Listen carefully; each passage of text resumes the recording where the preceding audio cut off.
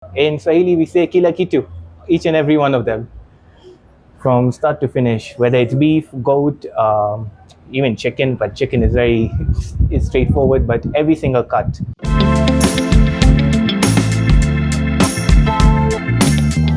My first visit to this butchery opened my eyes to what smart planning, quality service, and consistency can achieve. From a small start to a growing business, this success story highlights the power of discipline, customer trust, and strong business vision. A true example of entrepreneurship done right. My name is Azan Kashif. I'm currently interning at Ongata Fine Meat Butchery. When I was actually back in high school, back in you could say grade 10. So I always had a dream that I always wanted to start something in retail. And meat was something that my mom told me before that she was also interested in butchery. Then over time, I also said, you know what, it looks like a really good industry to get into. And it was at first a childhood dream. Then I didn't really think it would materialize, but as I've grown older, I said, you know what, let me take the risk. Well, there's no risk in learning, but risk in now working towards the dream. Oh, nice. Is butchery business something that your family does? No, no one in my family has done anything like butchery. I'm the first one who's decided to go down this path. Oh, wow. How are you finding it so far? It's actually really great. Over here at the butchery, when you're interning, you actually learn everything related to meat, the different types of cuts, how it's done. Not only that, you also pick up business management skills in general that I feel universities do not teach you compared to the practical world. So if you intern here, you will definitely go out learning a lot about how businesses are run in general. Wow. So back in university, what are you doing? I first did my diploma in business management, and now I'm doing a bachelor in financial services. I study in Strathmore. Oh, nice. What inspires you to pursue this skill? Well, mainly it is as I'm going to be running my own butchery one day. So I must know how everything is done. I'm not somebody who likes to rely on staff or anyone else. I have to be the person who says, okay, I know how to do everything. So even if it's a one-man fort, I can do it all by myself. Wow. So that's the key reason why I want to do this skill. So that means in your future goal, you need to have a butchery. Yes, More than one. inshallah.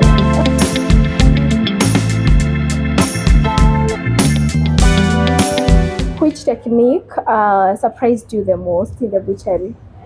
Definitely deboning. So deboning is, well, basically when you're removing all the meat from the neck and from the ribs. So when I was removing that, I was very much surprised how much meat actually comes out of there. It's quite a lot, and you have to be really careful because all of it can be used, and you don't throw it away for waste. And it's actually a very tedious skill because it's always hidden in the smallest parts of the bones that you keep scraping and removing. So definitely, it's a very tedious skill, but it's a very important one. All right. Which part of butchery is the hardest to master? I would say hardest to master. Okay, I'd say definitely the cuts memorization. Those ones, they're not the hardest, but it's how they're meant to be cut. That's very important because cutting the meat is key. If you do not keep an eye on how the meat is being cut, if you're not even keen on cutting it yourself, you'll end up wasting a lot of meat. So definitely you need to know how everything is cut. That's a big skill in the butchery business. Okay. Which meat cuts are you specializing in? In Swahili, we say kila kitu, each and every one of them, from start to finish, whether it's beef, goat, even chicken, but chicken is very is straightforward, but every single cut I have masterizing here. What challenges did you face coming here or you face when you're here? Honestly, I didn't really have any challenges when I came here. I was very confident, and I already spoke with the owner earlier, and I knew she was a kind person. So when I came here, I told her what I wish to do, and it's a really friendly environment. So when the first day I started, it was very welcoming. I got settled in very quickly, and then they start you off slow with like blunt knives, and they take it through, and then slowly by slowly you start working with the sharper things, and then you start gaining confidence in it. Wow. What keeps you motivated every day? Learning, actually, it's something I want to pursue in life. So I wake up every morning early to come here, and the only thing I say is I just want to keep learning and keep growing.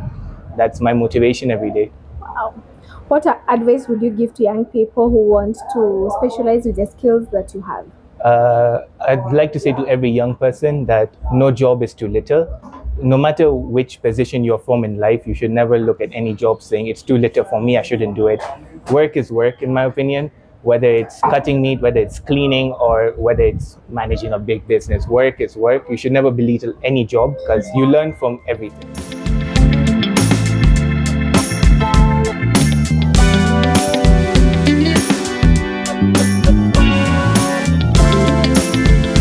Welcome to Ongata Fine Meat. Karibuni tena. I know the last time you were here, it was during the branch launch for Ongata Fine Meat.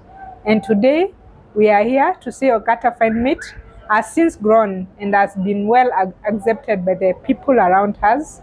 And as you can see right now, we're even taking more interns. In fact, after Azan, we got several others waiting on the queue to join us. I've seen you guys have gone international. Yes, we are international. In fact, when clients come, they are saying, wanauliza in Kiswahili, tunakatiwa nyama na mzungu. Like, it's not normal, and it looks out of the norm. And I think it's having Azan, of course we've also had others, but now having a different race has also played a role as we feel global, and having someone who is ready to learn like him and very committal. It's also showing other people like what we offer here, there is value for us to be able to attract such kind of people to come and just learn and train with us.